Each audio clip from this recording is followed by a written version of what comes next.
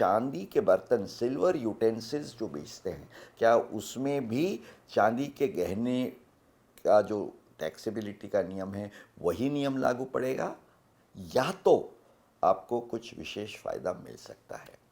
दोस्तों, the good news is sale of silver utensils does not attract any capital gains tax. आप कहेंगे क्यों, कैसे, इसका क्या लॉजिक है?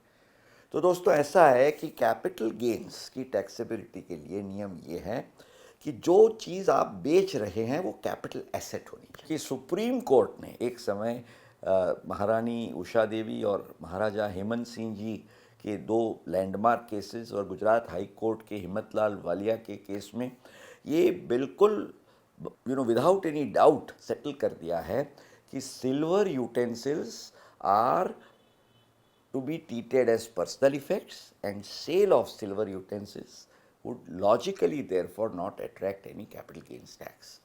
उस डिसीजंस में डिपार्टमेंट की ओर से ये भी प्रेजेंटेशन किया गया, ये बात पेश की गई कि भाई ये जो चीज़ें हैं वो तो बहुत मात्रा में हैं, तो पर्सनल इफ़ेक्ट के लिए कोर्ट ने ये कहा कि भाई कोई रैशनिंग नहीं हो सकता है।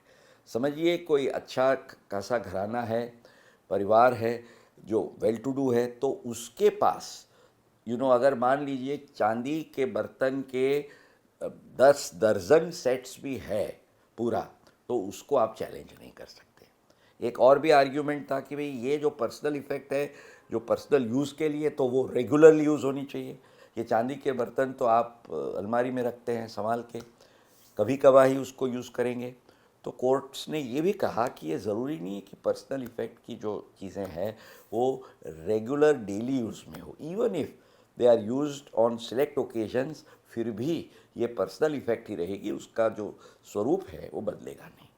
तो इसको ख्याल में रखते हुए दोस्तों, ख्याल में रखना, if you are able to support कि आपका ये जो चांदी के बर्तन का होल्डिंग्स है, लॉजिकली वो आपने कब, कैसे, किस तरीके से होल्ड किया है।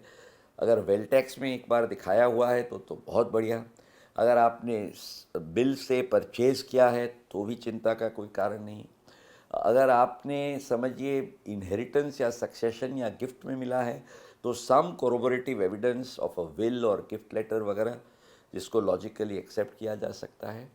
तो ये सब जो है, तो एक बार आपका होल्डिंग सपोर्ट हो जाता है तो सेल प्राइस जो है उस पर जो भी गेन होता है उस पर कोई टैक्स नहीं लगेगा।